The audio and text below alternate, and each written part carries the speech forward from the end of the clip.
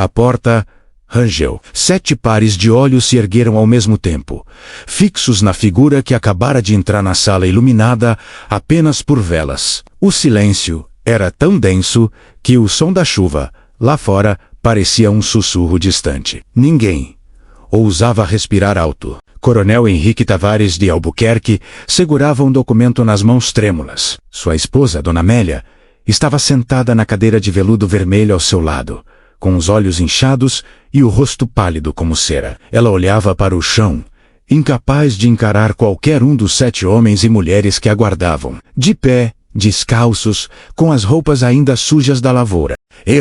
A voz do coronel, falhou. Ele engoliu em seco e tentou novamente. Eu convoquei vocês aqui porque preciso dizer algo que nunca imaginei que diria. O mais velho do grupo, um homem negro de cabelos grisalhos, chamado Joaquim, deu um passo à frente. Seus olhos estavam cheios de desconfiança. Ele já tinha visto aquela cena antes. Senhor Branco reunindo escravos no meio da noite. Nunca terminava bem. O senhor vai nos vender? Perguntou Joaquim, sem rodeios. Dona Amélia sufocou um soluço e cobriu o rosto com as mãos. O coronel balançou a cabeça lentamente. Não vou vender vocês. Então vai nos separar das nossas famílias? Perguntou Maria, uma mulher de cerca de 30 anos que segurava a mão de sua filha de 12 anos. Rosa, com força. N-E-Q-O. Então, o que é, senhor? A voz de Joaquim estava firme, mas havia um tremor escondido ali. O que o senhor quer da gente? Henrique respirou fundo e ergueu o papel à luz da vela. Suas mãos tremiam tanto que o documento balançava no ar. Eu estou lhes dando a liberdade. O silêncio que se seguiu foi diferente do anterior. Não era apenas ausência de som. Era vazio, completo e absoluto. Como se o tempo tivesse parado. Joaquim piscou. 1 vez, 2, 3... O quê? Vocês estão livres. Repetiu o coronel, sua voz quebrando. Todos os 7. A partir de agora, não são mais. Não são mais. Ele não conseguiu terminar a frase. Maria deu um passo para trás, como se tivesse levado um tapa.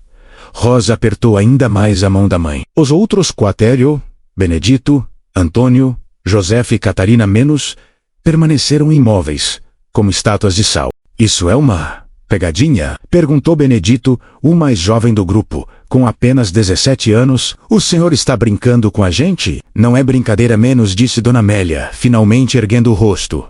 Suas lágrimas brilhavam à luz das velas. É real. Meu marido está cumprindo um acordo. Acordo? Joaquim franziu a testa. Que acordo? Henrique deixou o papel cair sobre a mesa e afundou na cadeira ao lado da esposa. Parecia ter envelhecido 10 anos nos últimos 10 minutos. Um acordo que fiz há muito tempo, um acordo que eu esperava nunca ter que cumprir. 3 semanas antes. O sol estava alto quando o coronel Henrique Tavares de Albuquerque cavalgou pela estrada empoeirada que levava à sua fazenda no interior do Rio de Janeiro. Era o ano de 1867. E o Brasil, imperial, vivia tempos de prosperidade e contradições. A guerra contra o Paraguai sangrava o país, mas as fazendas de café do Vale do Paraíba nunca tinham produzido tanto. Henrique era um homem de posses. Suas terras se estendiam por quilômetros, e sua casa grande era uma das mais imponentes da região. Ele tinha tudo o que um homem de sua posição poderia desejar: riqueza, respeito, influência política e escravos. Muitos escravos. Mas naquela tarde de outubro, quando ele desmontou de seu cavalo e entregou as rédeas para Joaquim, seu escravo de confiança, algo estava diferente. Havia uma tensão no ar que ele não conseguia identificar. Joaquim menos, disse Henrique, secando o suor da testa com um lenço bordado. Dona Amélia está em casa? Sim, senhor. Ela está na sala de estar com uma visita. Henrique franziu a testa. Visita? Não estávamos esperando ninguém hoje. Joaquim baixou os olhos. É uma visita inesperada, senhor. Algo no tom de voz de Joaquim fez Henrique sentir um frio na espinha. Ele subiu os degraus da varanda às pressas e entrou na casa. Vozes vinham da sala de estar. Uma delas ele reconheceu imediatamente. Amélia, a outra. Ele parou na porta, sentado no sofá, com uma xícara de café nas mãos e um sorriso tranquilo no rosto, estava Padre Vicente Moreira. Mas não era qualquer padre. Era o padre que havia casado Henrique e Amélia 17 anos atrás. O mesmo padre que tinha presidido o funeral do pai de Henrique. O mesmo padre que guardava todos os segredos confessados pelos homens e mulheres mais poderosos da região. Coronel, disse Padre Vicente erguendo-se cortesmente. Que prazer revê-lo. Padre. Henrique forçou um sorriso, mas seus olhos foram diretamente para Amélia. Ela estava pálida e parecia à beira das lágrimas. A que devemos a honra de sua visita? Padre Vicente colocou a xícara sobre a mesinha e juntou as mãos atrás das costas. Vim cobrar uma dívida. O estômago de Henrique se contraiu. Dívida? Quando? Não me lembro de dever nada à igreja, padre. Não é uma dívida à igreja menos, disse o padre. Seus olhos azuis, fixos nos de Henrique. É uma dívida pessoal. Comigo o Henrique sentiu as pernas fraquejarem. Ele sabia exatamente do que o padre estava falando. Mas tinha certeza de que aquele dia nunca chegaria. Amélia, menos, disse ele, sem tirar os olhos do padre. Pode nos deixar a sós, por favor? Não, disse Amélia, levantando-se. Sua voz tremia, mas havia determinação nela. Eu fico. O que quer que ele tenha a dizer, eu preciso ouvir. Padre Vicente assentiu. Ela tem razão. Isso diz respeito a ambos. Henrique fechou a porta atrás de si e caminhou lentamente até a poltrona. Sentou-se pesadamente. Quanto tempo faz? Perguntou o padre, olhando pela janela. 18 anos. 19. 19 menos, murmurou Henrique. 19 anos desde que você veio até mim, no meio da noite, desesperado. Padre Vicente vira-se para encará-lo. Você se lembra do que me pediu? Eu me lembro, disse Henrique baixinho. Amélia olhou de um para o outro, confusa. Do que vocês estão falando? Henrique, o que aconteceu há 19 anos? O coronel fechou os olhos. Eu estava falido. Amélia, antes de me casar com você, eu tinha perdido tudo. A fazenda do meu pai estava hipotecada até o teto. Eu devia dinheiro a meio mundo. E havia homens violentos, que queriam minha cabeça. Eu não sabia disso, sussurrou Amélia. Ninguém sabia. Henrique abriu os olhos e olhou para o padre. Exceto ele. Padre Vicente assentiu lentamente. Você veio até mim pedindo ajuda. Não ajuda espiritual. Ajuda financeira. Você precisava de uma quantia absurda de dinheiro para saldar suas dívidas e recomeçar. E o senhor me deu, disse Henrique, sua voz mal passando de um sussurro. O senhor me deu tudo o que eu precisava. Sem perguntas, sem juros, sem nada escrito no papel. Exatamente, disse o padre. Sem nada no papel. Apenas um acordo verbal. Você se lembra dos termos? Henrique engoliu em seco. Eu me lembro. Então repita para sua esposa, menos, disse Padre Vicente. Sua voz firme, mas não cruel. Para que ela entenda. Henrique olhou para Amélia. Lágrimas já escorriam pelo rosto dela. Eu prometi, menos, começou ele, que, quando o padre pedisse, eu libertaria 7 escravos. 7 de minha escolha. Sem questionar. Sem demora. E que nunca revelaria esse acordo a ninguém. Até que chegasse a hora. O silêncio que se seguiu foi ensurdecedor. Por quê? Perguntou Amélia, sua voz quebrando. Por que 7? Por que escravos? Padre Vicente suspirou. Porque, dona Amélia, há 19 anos, eu tinha 7 escravos. 7 pessoas que herdei de meu tio, quando ele morreu. E eu sempre soube que escravidão era um pecado mortal. Mas eu era covarde. Não tinha coragem de libertá-lo sozinho. Tinha medo do que as pessoas diriam. Medo de perder minha posição. Então, fiz um acordo com Deus. Eu ajudaria alguém que precisasse, alguém desesperado. E em troca, essa pessoa libertaria 7 escravos por mim, quando eu tivesse coragem de pedir. E libertou os seus? Perguntou Henrique. Libertei, disse o padre. Todos os 7, há 2 meses. E agora, coronel, chegou sua vez de cumprir sua parte do acordo. Amélia afundou no sofá, levando as mãos ao rosto. Não podemos fazer isso. sussurrou ela. Henrique, nós não podemos. 7 escravos, você sabe quanto eles valem? Quanto dinheiro vamos perder? Eu sei, disse Henrique, mas um acordo é um acordo. Mas foi há 19 anos. Explodiu Amélia! As coisas mudaram! Nós temos uma família agora. Temos responsabilidades. Padre Vicente deu um passo à frente. Dona Amélia, seu marido, deu sua palavra. E mais importante, ele jurou diante de Deus. Isso não é justo, gritou ela, levantando-se. Você se aproveitou do desespero dele. Talvez menos, disse o padre, calmamente, mas ele aceitou. E agora, eu estou cobrando. Henrique se levantou também, passando as mãos pelo rosto. Quais são as condições, padre? Posso escolher? Quais 7? Sim, mas há uma regra. Não podem ser crianças menores de 15 anos. E não podem ser escravos, doentes ou velhos demais para trabalhar. Devem ser pessoas que teriam valor no mercado. Pessoas cuja liberdade realmente signifique um sacrifício para você. Amélia soltou um grito de frustração e saiu da sala batendo a porta. Henrique ficou parado, olhando para o chão. Quanto tempo eu tenho? Tiar, essas semanas, disse Padre Vicente. Depois disso, eu vou ao cartório e torno público nosso acordo. E você sabe o que isso vai fazer com sua reputação. Henrique assentiu, lentamente. Entendo. O padre colocou uma mão no ombro do coronel. Eu não faço isso por crueldade, Henrique. Faço porque é o certo. E no fundo, você sabe disso. Depois que o padre saiu, Henrique ficou sozinho na sala, com o som do relógio marcando segundos. Cada tique parecia uma sentença. Uma contagem regressiva para o momento em que ele teria que escolher quem libertaria. E quem ficaria para trás? 2 semanas depois, Henrique passou as 2 semanas seguintes observando, estudando, tentando decidir. Ele tinha 43 escravos em sua fazenda. Homens, mulheres e crianças. Alguns tinham nascido ali. Outros tinham sido comprados. Todos conheciam apenas uma vida: trabalho, obediência, sobrevivência. Joaquim era o mais velho, 62 anos. Trabalhava na fazenda desde os 14. Tinha visto 3 gerações de Tavares.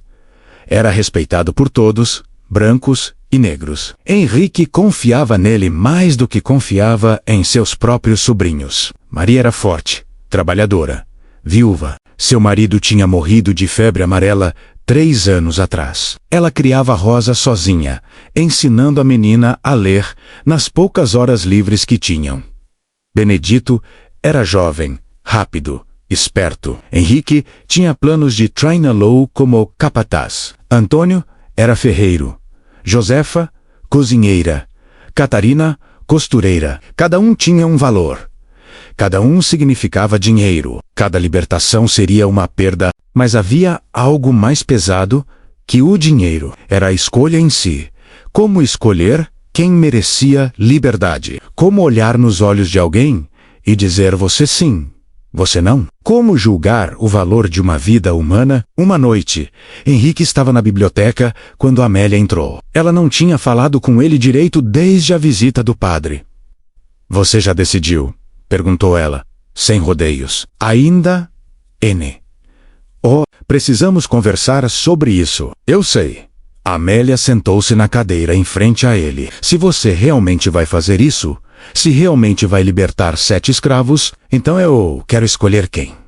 Henrique levantou os olhos. Você? Sim, eu. Sua voz estava firme, porque você vai escolher baseado em quem dá menos prejuízo. Eu vou escolher baseado em quem mais merece. E quem merece? Amélia. Ela respirou fundo. Joaquim, Maria e Rosa, Benedito, Antônio, Josefa, Catarina. Henrique contou nos dedos. São 7, exatamente 7. Ele estudou o rosto da esposa. Por que esses? Joaquim, porque já deu uma vida inteira a esta família. Maria e Rosa, porque nenhuma mãe deveria criar uma filha na escravidão. Benedito, porque ele é jovem e merece um futuro. Antônio, Josefa e Catarina, porque têm habilidades que podem usar para sobreviver livres. Henrique ficou em silêncio por um longo momento. Você pensou muito nisso. Pensei. porque diferente de você, eu não consigo fingir que isso não está acontecendo. Eu não estou fingindo. Está sim. Amélia se levantou. Você está tentando encontrar uma maneira de fazer isso doer menos. Mas vai doer, Henrique. Vai doer porque é errado. Sempre foi errado. Ela saiu, deixando o marido sozinho novamente. Henrique olhou para a lista que Amélia tinha dado. 7 nomes. 7 pessoas. 7 vidas prestes a mudar para sempre. Ele fechou os olhos e, pela primeira vez em muitos anos, rezou. Não por perdão, não por orientação, mas por coragem. Coragem para fazer o que tinha que ser feito. O dia da libertação. Foi assim que chegaram àquele momento. Naquela sala, naquela noite de chuva, com 7 pessoas em pé, incapazes de acreditar no que estavam ouvindo. Vocês estão livres, repetiu Henrique, pela terceira vez. A partir de agora, Joaquim deu um passo à frente, com os olhos marejados. Senhor, por quê? O que nós fizemos? Nada menos, disse Henrique. Vocês não fizeram nada. Isso não é punição. É o certo. Mas e os outros? Perguntou Maria, olhando em volta. E João? E Sebastião? E Clara? Eles ficam menos, disse Amélia, sua voz quebrando. Eu gostaria de libertar todos. Mas não posso. Rosa, de 12 anos, olhou para a mãe. Mãe, o que significa livre? Maria ajorrou-se e segurou o rosto da filha entre as mãos. Significa que a gente pode ir embora, minha filha. Significa que ninguém nunca mais vai mandar na gente. Significa que você pode crescer, estudar, ser o que você quiser ser. As lágrimas escorreram pelos olhos de Rosa.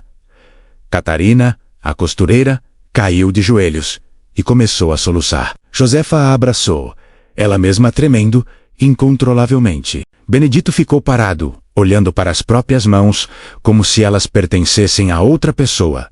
Eu posso ir para onde eu quiser?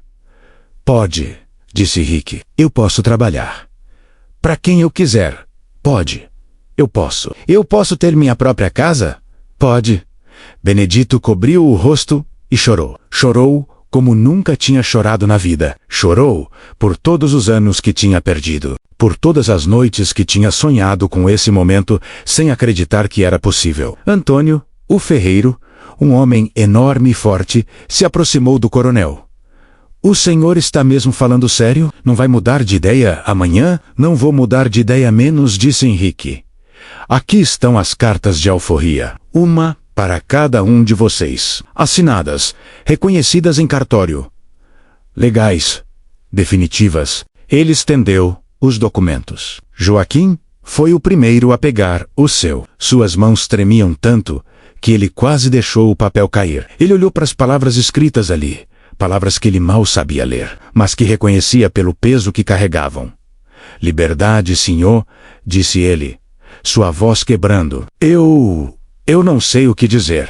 Não precisa dizer nada menos, respondeu Henrique. Mas eu preciso. Joaquim ergueu os olhos, lágrimas escorrendo por seu rosto enrugado. Eu servi o senhor por quase 50 anos. Eu vi o senhor nascer. Eu vi o senhor crescer. E agora o senhor me dá o que eu nunca achei que ia ter. Ele caiu de joelhos diante do coronel. Obrigado, senhor. Obrigado. Henrique ajoelhou-se também, colocando as mãos nos ombros de Joaquim. Não. Obrigado, não. Nunca mais me chame de senhor. Joaquim, meu nome é Henrique. E você? Você é um homem livre. Você não deve nada a ninguém. Os dois homens se abraçaram.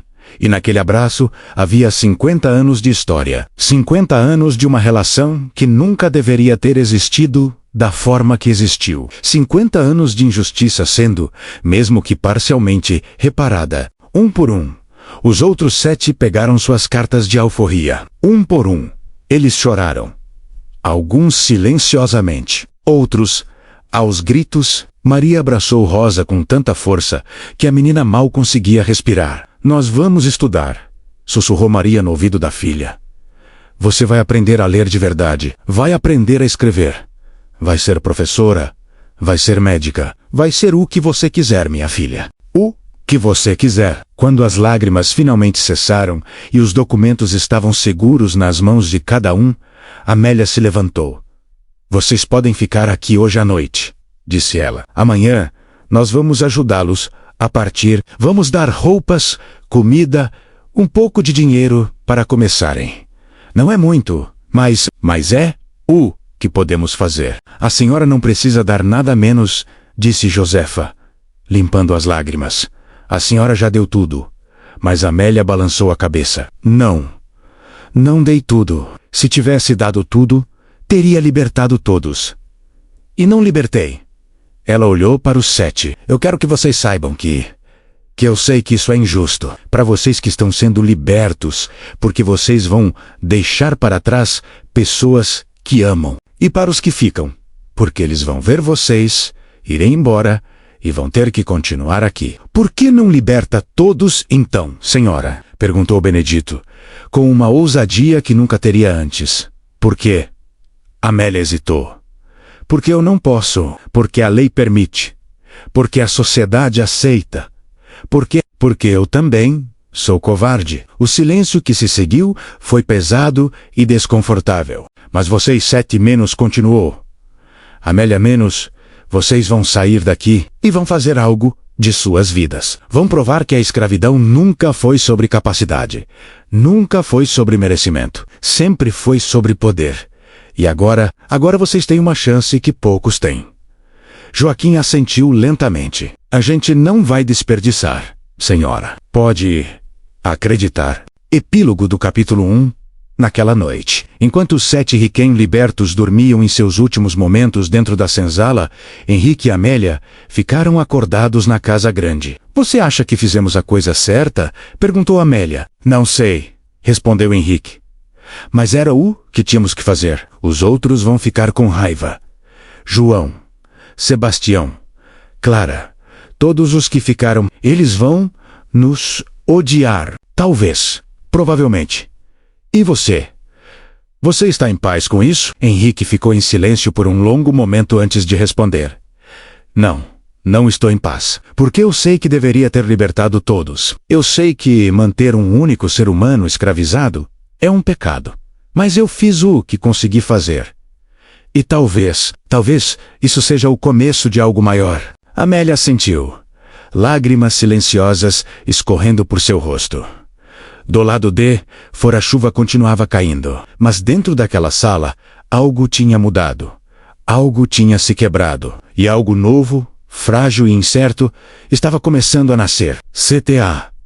Se você acredita que a liberdade é um direito, não um privilégio, comente dignidade. O sol ainda não tinha nascido quando João acordou. Ele não precisava de galo cantando ou de capataz gritando. Seu corpo tinha um relógio interno construído por 28 anos de escravidão.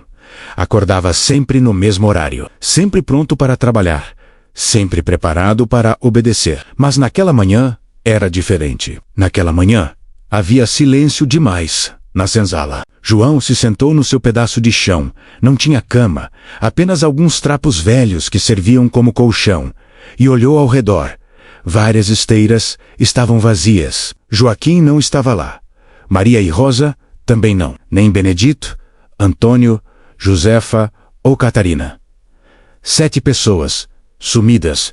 Seu estômago se contraiu. Do outro lado da senzala, Sebastião também estava acordando. Era um homem de 40 e poucos anos, forte como um boi, com cicatrizes nas costas que contavam histórias que ele preferia esquecer. Cadê todo mundo? Perguntou Sebastião, sua voz ainda rouca de sono. Não sei, respondeu João. Mas ele sabia. Todo mundo sabia. A notícia tinha se espalhado pela fazenda como fogo em palha seca. Ontem à noite, 7 escravos tinham sido chamados à casa grande.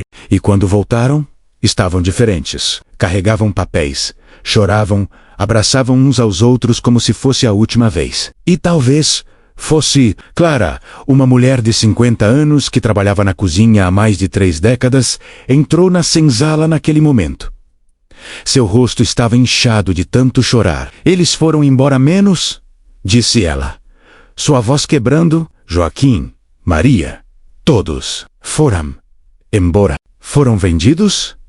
Foram vendidos? Perguntou Sebastião, levantando-se de um pulo. Não! Clara balançou a cabeça, lágrimas escorrendo por suas bochechas. Libertados. O silêncio que se seguiu foi absoluto.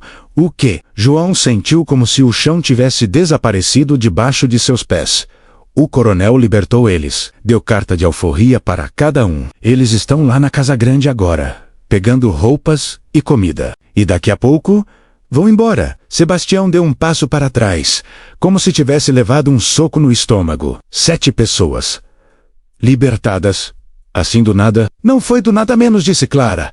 Eles dizem que tem a ver com um acordo antigo, algo entre o coronel e o padre Vicente. E a gente? A voz de João saiu mais alta do que ele pretendia. E nós? A gente não vale nada. A gente não merece liberdade. Clara não respondeu. Não tinha resposta. João sentiu uma onda de raiva subir pelo peito. Uma raiva que ele tinha aprendido a engolir, a esconder, a sufocar desde criança. Mas agora ela estava transbordando. Eu trabalho nessa fazenda desde que nasci, disse ele, sua voz tremendo. Meu pai trabalhou aqui. Minha mãe trabalhou aqui. Eu nunca desobedeci. Nunca reclamei. Nunca tentei fugir. E agora? Agora eles libertam 7 pessoas e me deixam aqui? Não é justo, menos concordou Sebastião, sua voz baixa e perigosa. Não é justo? Clara soltou uma risada amarga. Quando foi que alguma coisa foi justa pra gente? Na Casa Grande. Joaquim estava na varanda, segurando uma pequena trouxa de roupas que Dona Amélia tinha lhe dado. Dentro também havia pão, queijo, carne seca e algumas moedas. Não era muito, mas era infinitamente mais do que ele tinha ontem. Ele olhava para a fazenda, para os campos de café que se estendiam até onde a vista alcançava. Tinha passado quase 50 anos trabalhando naquelas terras. Conhecia cada árvore, cada pedra, cada canto. E agora ia embora. Deveria estar feliz, mas também estava aterrorizado. Joaquim, ele se virou e viu João subindo os degraus da varanda. O rosto do homem mais jovem estava contraído de emoção. João, disse Joaquim, dando um passo em sua direção. É verdade? Perguntou João. Você está indo embora. É verdade. Eu fico. Não era uma pergunta. Era uma constatação. Uma acusação. Joaquim baixou os olhos. Eu não escolhi, João. Eu não pedi, mas você aceitou, disse João, sua voz subindo. Você aceitou e vai embora e me deixa aqui. O que você queria que eu fizesse? Recusasse a liberdade? Não sei! Gritou. Eu não sei, mas não parece certo. Não parece certo que você vá e eu fique. Joaquim deu um passo à frente e colocou as mãos nos ombros de João. Você tem razão. Não é certo. Nada disso é certo. Nunca foi. Mas eu tenho 62 anos, João. Eu não sei quantos anos me restam. E se eu tiver uma chance, uma única chance, de morrer como homem livre, eu vou aceitar. Mesmo que isso signifique deixar você para trás. João afastou as mãos de Joaquim com um tapa. Então vai e não olha para trás. Esquece que a gente existe, João, vai. João gritou, lágrimas escorrendo por seu rosto.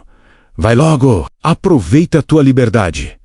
Eu vou ficar aqui apodrecendo nessa fazenda até morrer. Ele desceu os degraus correndo e desapareceu na direção da senzala. Joaquim ficou parado, com o coração partido. Amélia, que tinha assistido tudo da janela, saiu até a varanda. Ele vai entender, disse ela, gentilmente. Um dia ele vai entender. Não, senhora, menos, disse Joaquim, balançando a cabeça. Ele não vai, e ele tem razão. Não há entendimento possível para isso. No campo, Maria caminhava entre os pés de café, segurando a mão de Rosa. Ela queria se despedir dos lugares onde tinha passado tantos anos.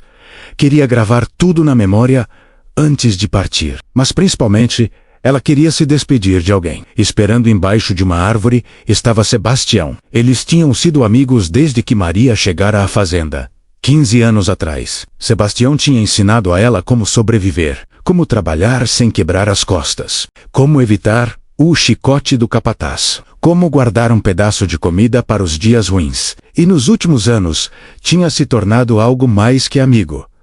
Não oficialmente, a escravidão não permitia casamentos reais, mas eles se amavam. Todos sabiam. Sebastião, disse Maria.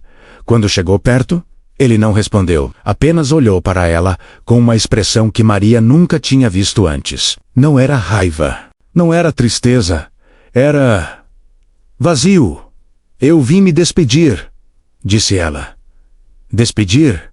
Repetiu ele, como se a palavra fosse estranha. Eu gostaria que você viesse comigo. Mas o coronel não me libertou menos, completou Sebastião. Não libertou. Só libertou você. E Rosa. E outros 5. Mas não eu. Não foi minha escolha menos, disse Maria. Lágrimas já escorrendo. Eu sei. A voz de Sebastião estava estranhamente calma, mas mesmo assim, você vai. Eu tenho que ir, pela Rosa. Ela merece uma chance. Sebastião finalmente olhou para Rosa. A menina estava segurando firme a mão da mãe, com os olhos arregalados de medo. Ela merece menos, concordou ele. Ela merece tudo, Sebastião. Maria deu um passo à frente. Volto. Assim que eu conseguir dinheiro, eu volto e compro sua liberdade. Sebastião soltou uma risada amarga. Você acha que eles vão me vender? Você acha que algum senhor de escravo vai vender um homem forte e jovem? Só porque uma ex-escrava juntou dinheiro? Eu vou tentar. Não tenta. Sebastião balançou a cabeça. Vá embora. Cuida da Rosa. E esquece que eu existo. Eu nunca vou esquecer você, disse Maria, sua voz quebrando. Vai sim. Sim. Sebastião finalmente permitiu que emoção entrasse em sua voz. Vai porque precisa. Porque se você ficar lembrando de mim, você não vai conseguir viver. E eu quero que você viva, Maria. Eu quero que você seja feliz, mesmo que seja sem mim. Ele se virou e começou a se afastar. Sebastião! Maria gritou. Ele parou, mas não se virou. Eu te amo, disse Maria. Eu também te amo, respondeu ele. E é por isso que eu estou indo embora. E foi, deixando Maria e Rosa sozinhas embaixo da árvore, chorando, na senzala. À noite, quando todos os escravos que ficaram se reuniram na senzala, o clima era tenso. Algumas pessoas choravam, outras estavam em silêncio. Outras, como João, estavam visivelmente com raiva. Não é justo, disse João, pela 10ª vez. Não é justo. A vida não é justa menos, respondeu Clara, cansada.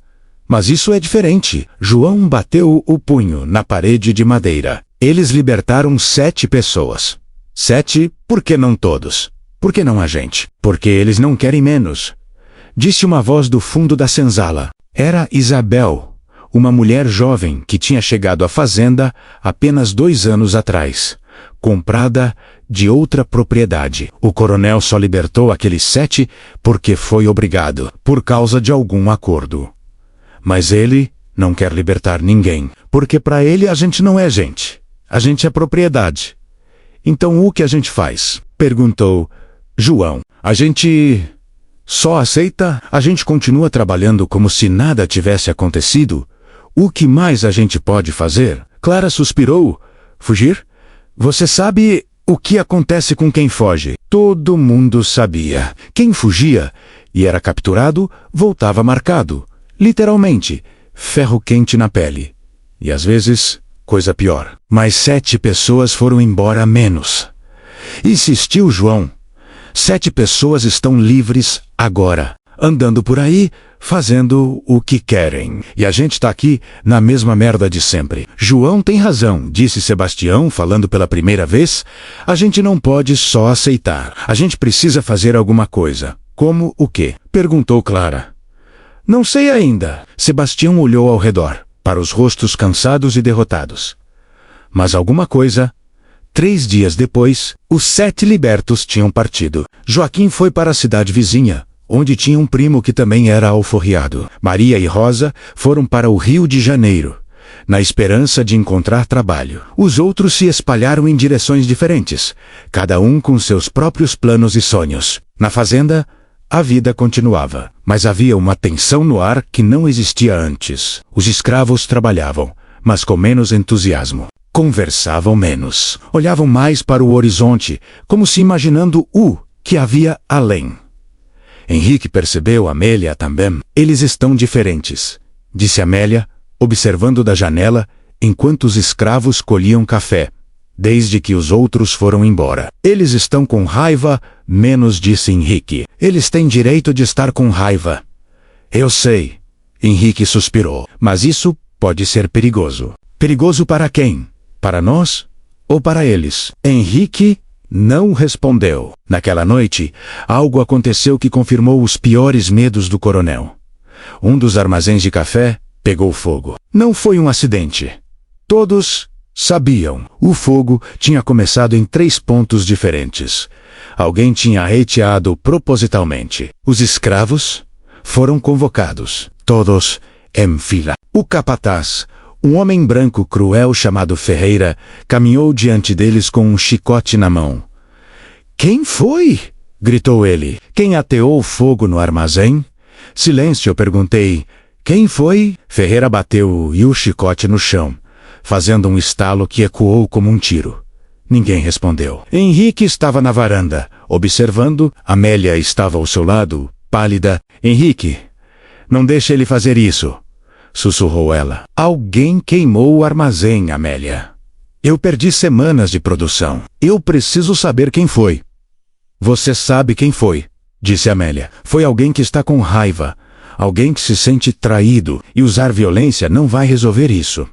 Então, o que eu faço? Finjo que não aconteceu? Não. Mas também não piora as coisas. Henrique desceu os degraus e caminhou até onde Ferreira estava. Ferreira, isso é suficiente. Mas, senhor, alguém precisa pagar.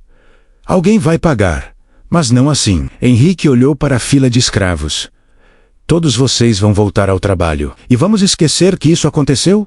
Esquecer? Ferreira estava vermelho de raiva. Eles queimaram um armazém inteiro. E se eu punir todos, vou ter uma rebelião nas mãos. Henrique falou baixo, para que só Ferreira ouvisse.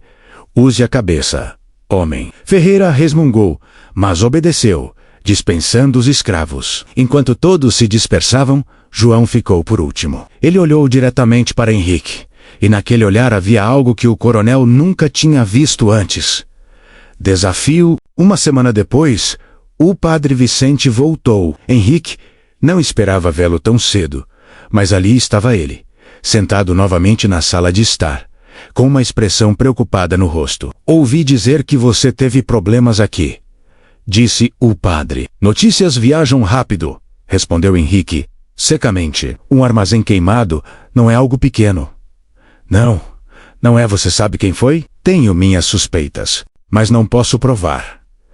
Padre Vicente assentiu lentamente. E o que você vai fazer? Nada. O que eu posso fazer? Se eu punir a pessoa errada, os outros vão se rebelar. Se eu punir a pessoa certa sem provas, vou parecer injusto.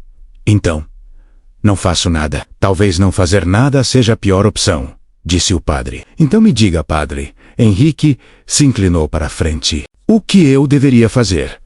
Libertar todos? Acabar com a fazenda? Ficar pobre e deixar minha família na miséria? Não sei. Menos admitiu o padre. Mas sei que o que você fez criou uma divisão. Você mostrou para 7 pessoas que a liberdade é possível e mostrou para os outros 36 que eles não merecem essa liberdade. Pelo menos é assim que eles enxergam. Foi você que me fez fazer isso, explodiu Henrique. Foi você com seu acordo absurdo. Foi. E eu não me arrependo. O padre ficou em pé. Mas agora você precisa lidar com as consequências. E as consequências, coronel, são que seus escravos agora sabem que você pode libertá-los. E escolheu não fazer isso.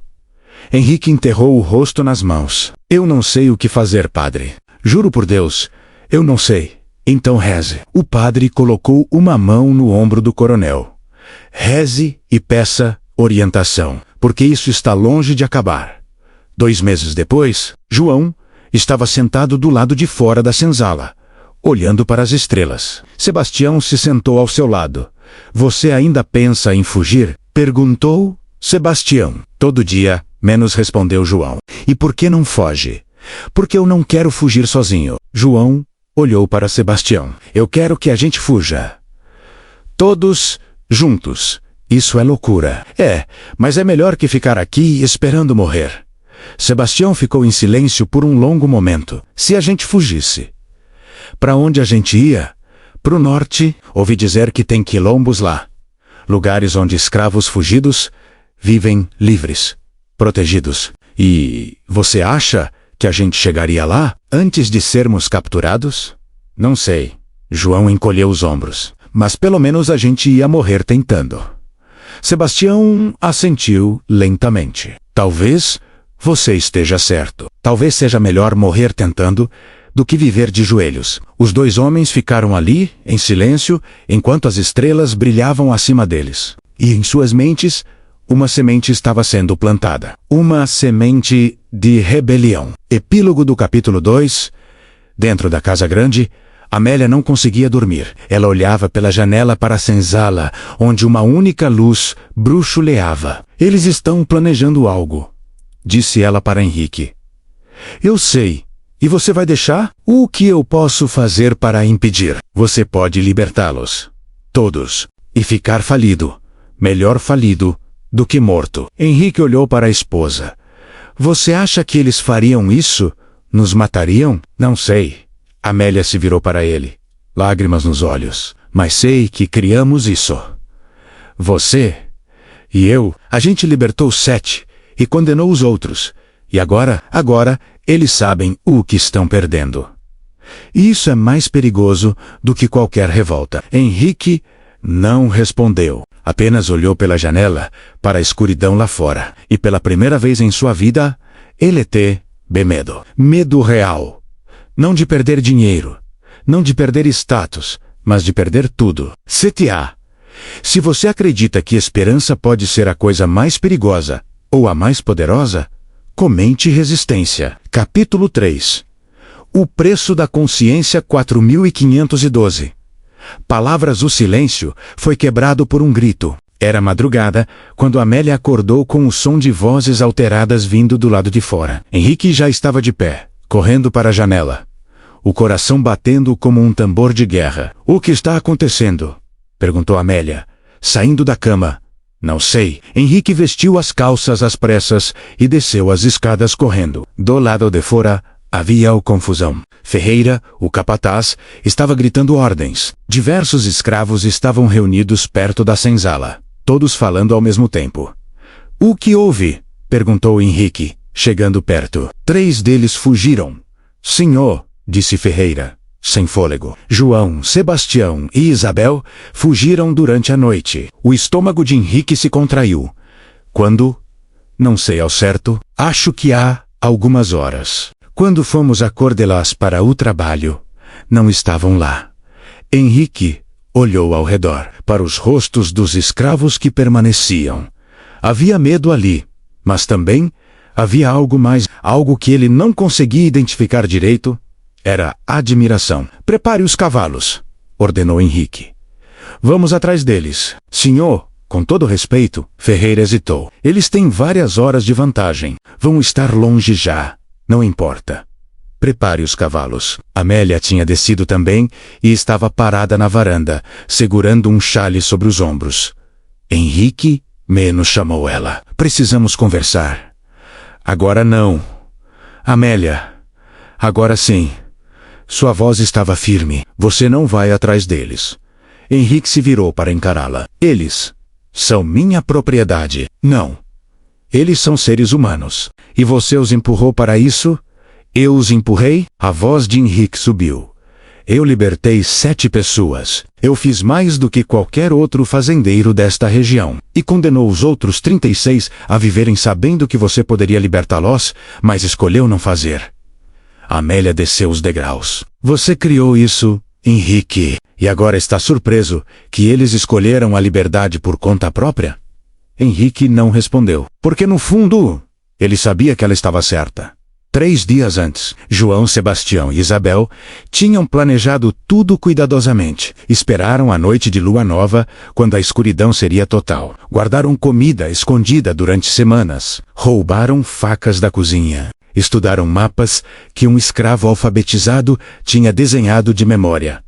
E, finalmente, tomaram coragem. É hoje, disse João. Quando os 3 se reuniram atrás da senzala, longe de olhares curiosos. Você tem certeza? Perguntou Isabel, sua voz tremendo ligeiramente. Tenho. Se não for hoje, nunca vai ser. João olhou para os 2. Vocês ainda estão comigo até o fim? Menos disse Sebastião. Até o fim, menos repetiu Isabel. Eles esperaram, até que todos estivessem dormindo. Até que até mesmo os cães parassem de latir. E então, silenciosamente como fantasmas, saíram da senzala. Não olharam para trás. Não podiam, porque se olhassem, poderiam hesitar. E hesitar significaria ficar. E ficar significaria morrer lentamente, dia após dia, até não restar nada do que eram. Caminharam pela floresta, guiando-se pelas estrelas. Seus pés estavam descalços e logo começaram a sangrar nas pedras e espinhos. Mas eles não pararam. Quanto você acha que temos até descobrirem? Perguntou Isabel, após horas caminhando. Até o amanhecer, respondeu João. Talvez menos. E quanto tempo até nos alcançarem? João não respondeu, porque a verdade era que ele não sabia. Talvez horas, talvez dias, talvez nunca, se tivessem sorte. Mas provavelmente horas no presente. Henrique montou seu cavalo, acompanhado por Ferreira e outros 2 homens. Amélia assistiu da varanda, com lágrimas silenciosas escorrendo por seu rosto. Você não precisa fazer isso, disse ela, uma última vez. Preciso sim, respondeu Henrique, sem olhar para ela. E partirão. Cavalgaram por horas, seguindo rastros, interrogando pessoas que poderiam ter visto 3 escravos fugitivos. A cada hora que passava, Henrique sentia o peso da decisão crescer em seu peito. Por que estou fazendo isso? Perguntou-se. Por dinheiro? Por princípio? Porque a lei me permite? Mas ele conhecia a resposta real, e ela o envergonhava. Era por orgulho, porque se 3 escravos fugissem e ele não fosse atrás, os outros também fugiriam. E então sua fazenda desmoronaria, e ele seria visto como fraco, como alguém que perdeu o controle. E é isso que eu sou, percebeu ele. Alguém que está desesperado para manter controle sobre vidas que não deveria controlar. Senhor, gritou Ferreira, apontando para a frente. Ali, Henrique olhou. No horizonte, 3 figuras caminhavam lentamente. Estavam exaustas, claramente. Mal conseguiam se manter em pé. João, Sebastião e Isabel. Os cavalos se aproximaram rapidamente. Quando João ouviu o som dos cascos, ele se virou. Seus olhos encontraram os de Henrique. E naquele momento, Henrique viu algo que nunca tinha visto antes nos olhos de João. Não era medo, não era raiva, era decepção. Oh, como se João tivesse esperado que Henrique fosse diferente, que fosse melhor. Não corram menos, disse Henrique. Quando chegou perto, não vai adiantar. João, Sebastião e Isabel ficaram parados. Não tinham força para correr, mesmo que quisessem. Vocês vão voltar, disse Henrique. Agora. Não, disse João. Simplesmente, Ferreira desmontou do cavalo, chicote na mão. Como assim não? Você vai obedecer? Escravo! Ele ergueu o chicote para bater em João. Pare! Gritou Henrique. Ferreira parou. Confuso, Henrique desmontou também. Caminhou até João. Os 2 homens ficaram frente a frente, separados por tudo. Raça, classe, poder menos, mas unidos por uma história compartilhada. Por quê? Você fugiu? Perguntou Henrique, sua voz baixa. Porque o Senhor me mostrou que era possível, respondeu João. O Senhor libertou 7 pessoas, e quando fez isso, me mostrou que escravidão não é inevitável. É uma escolha. A sua escolha não é tão simples. É sim. João deu um passo à frente. O Senhor escolhe nos manter como escravos Todos os dias, toda manhã quando acorda, o Senhor escolhe. Eu escolhi parar de aceitar sua escolha. Henrique sentiu lágrimas queimando em seus olhos. E agora? Vocês acham que vão para onde? Acham que vão sobreviver? Não sei, menos admitiu João, mas prefiro morrer tentando ser livre do que viver sendo sua propriedade. Sebastião deu um passo à frente também. Senhor, o senhor é um homem bom. Eu sei que é. Eu vi como o senhor tratou Joaquim quando libertou ele. Eu vi como a senhora Amélia chorou. Vocês têm coração, mas vocês também têm medo. Medo de perder tudo. E eu entendo isso, mas o senhor precisa entender uma coisa também. A gente tem mais medo de nunca ser nada. Isabel, que até então tinha ficado em silêncio, falou pela primeira vez. A gente não quer causar problema. Senhor, a gente só quer viver.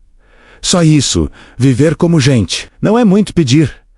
Henrique ficou em silêncio por um longo momento. Ferreira estava ficando impaciente. Senhor, a gente precisa levá-los de volta.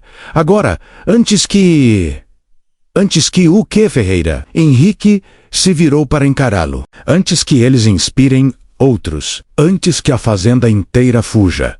Sim, exatamente isso. E se eles fizerem isso, será que não tem razão? Ferreira ficou boquiaberto. O senhor está falando sério? O senhor está realmente sugerindo que... Estou sugerindo que... Talvez eu esteja errado. Talvez a gente todos estejamos errados. Henrique olhou para os 3 fugitivos. Talvez escravidão não seja algo que possamos justificar. Não importa quantas desculpas demos. Não importa quanto dinheiro esteja envolvido. O senhor perdeu a cabeça.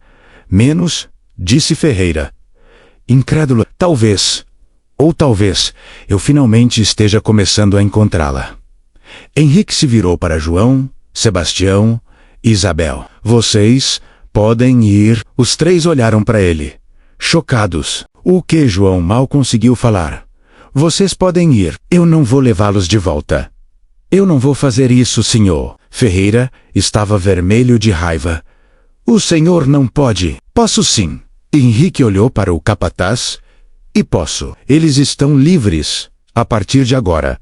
Mas o senhor vai perder. Eu sei o que vou perder. Henrique respirou fundo. Mas eu sei o que eu ganharia se os levasse de volta. Ganharia mais noites sem dormir. Mais culpa. Mais vergonha. E eu não aguento mais. Ele se virou para os 3 fugitivos novamente. Vão! Antes que eu mude de ideia. Vão! E vivam, façam valer a pena. João estava tremendo, lágrimas escorriam por seu rosto. O senhor. Está falando sério? Estou. Vão, agora. Os 3 se entreolharam mal, acreditando, e então começaram a caminhar. Lentamente no começo, como se esperassem que Henrique mudasse de ideia a qualquer momento. Mas depois, mais rápido, e depois correndo. Correndo para a liberdade, Henrique assistiu, até que desaparecessem no horizonte. Ferreira estava ao seu lado, incrédulo. O senhor acabou de perder 3 escravos valiosos. Eu sei. Os outros vão descobrir. Vão querer fugir também. Eu sei. O senhor vai ficar arruinado. Eu sei. Henrique montou seu cavalo, mas pela primeira vez em muito tempo, eu consigo me olhar no espelho. De volta à fazenda. Quando Henrique chegou, Amélia estava esperando na varanda. Ela viu que ele estava sozinho. Viu a expressão em seu rosto e entendeu. Você os deixou ir, disse ela. Não era uma pergunta. Deixei, por quê? Porque era o certo. Henrique desmontou e subiu os degraus. E porque eu não aguento mais viver assim, Amélia. Eu não aguento mais acordar todos os dias sabendo que mantenho pessoas presas. Pessoas que nunca me fizeram mal. Pessoas que só querem o que eu tenho.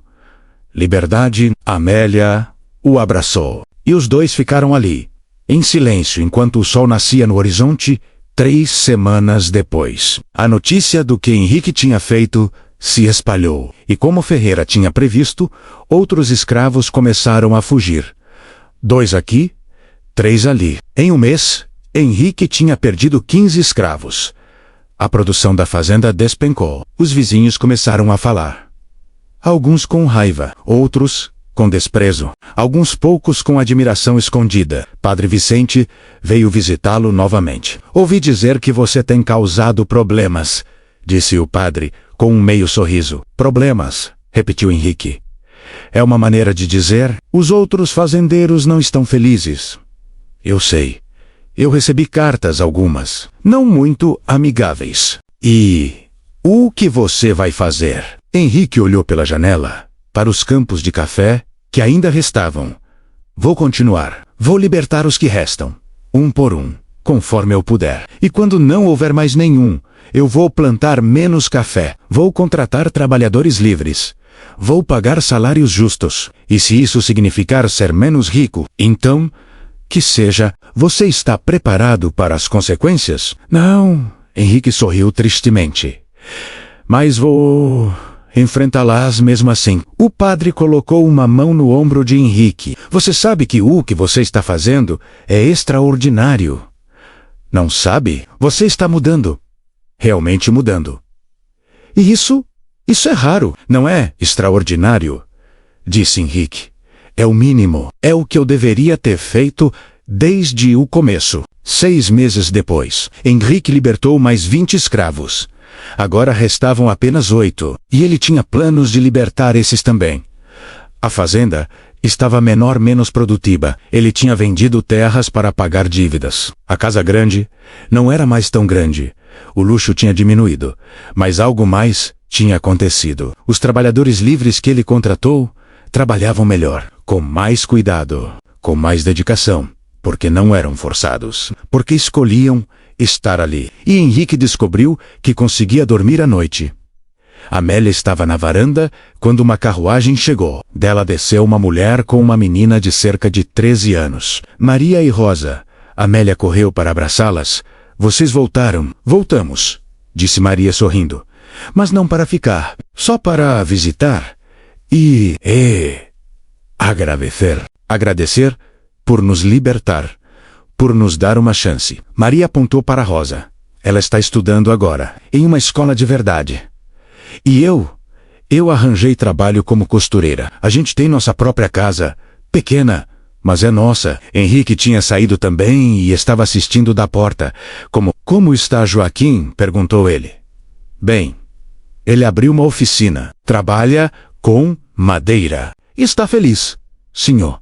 Realmente feliz. Não me chame de senhor, disse Henrique. Gentilmente. Meu nome é Henrique. Maria sorriu. Está bem. Henrique. Elas ficaram para o almoço. E durante a refeição, Maria contou histórias dos outros que tinham sido libertados. Benedito estava trabalhando em um navio. Antônio tinha sua própria ferraria. Josefa tinha se casado. Catarina estava ensinando outras mulheres a costurar. Todos estavam vivendo. Realmente vivendo. Quando Maria e Rosa foram embora, Henrique ficou na varanda, olhando a carruagem desaparecer na estrada. Você está pensando neles? Perguntou Amélia, ao seu lado. Estou. E pensando em quantos mais podiam estar livres, agora se eu tivesse tido coragem antes. Mas você teve coragem agora. E isso conta. Conta. Henrique olhou para ela. 35 pessoas passaram anos escravizadas por minha causa. Anos que nunca vão voltar. Como isso conta? Porque você mudou. Porque você está fazendo o certo agora. E por quê? Porque mudança é possível. Mesmo para pessoas como nós, que cresceram acreditando que escravidão era normal. Amélia segurou a mão dele. Nós não podemos mudar o passado, mas podemos mudar o futuro. Henrique assentiu. Lágrimas escorrendo por seu rosto. Eu quero libertar os últimos 8, esta semana. Então, vamos fazer isso. Juntos. O último acordo. Uma semana depois, Henrique reuniu os 8 escravos restantes. Todos estavam nervosos, sem saber o que esperar. Clara, a mais velha, deu um passo à frente. O senhor vai nos vender? Não, disse Henrique. Vou libertá-los. O silêncio foi absoluto. Todos? Perguntou Clara mal, acreditando. Todos, sem exceção. A partir de hoje, não há mais escravos nesta fazenda. Um por um, ele entregou as cartas de alforria. Um por um, eles choraram. Alguns caíram de joelhos. Outros o abraçaram. Outros simplesmente ficaram parados, em choque. Quando todos tinham seus documentos, Henrique falou novamente. Vocês são livres para ir. Mas se quiserem ficar, se quiserem trabalhar aqui como empregados livres, com salário justo e condições dignas, vocês são bem-vindos. Clara olhou ao redor para os outros. A gente pode pensar, claro, tomem o tempo que precisarem. No final, 5 escolheram ficar, 3 escolheram partir. E Henrique respeitou ambas as decisões. Epílogo final. 2 anos depois, Henrique estava na varanda, assistindo os trabalhadores, não escravos trabalhadores, colherem café. Amélia estava ao seu lado, com um bebê no colo. Eles tinham tido um filho, finalmente. Como você vai chamá-lo? Perguntou o padre Vicente, que tinha vindo visitá-los. Joaquim menos, disse Henrique, em homenagem ao homem que me ensinou que liberdade não é algo que se dá. É algo que sempre pertenceu às pessoas.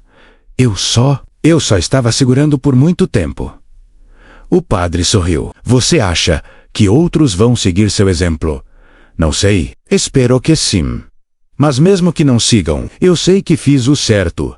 Finalmente, à distância, na estrada, uma carruagem se aproximava. Dela desceram João, Sebastião e Isabel. Eles tinham prometido visitar, e tinham cumprido. Quando João subiu os degraus da varanda, ele estendeu a mão para Henrique.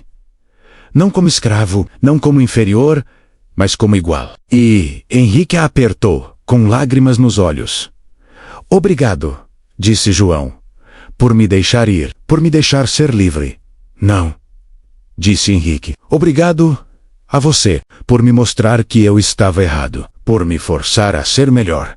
Os 2 homens se abraçaram, e naquele abraço havia perdão, havia dor, havia história. Mas acima de tudo, havia esperança. Esperança de que, mesmo em um mundo quebrado, mesmo em uma sociedade fundamentada em injustiça, mudança era possível. Pessoa por pessoa. Escolha por escolha. Coração por coração.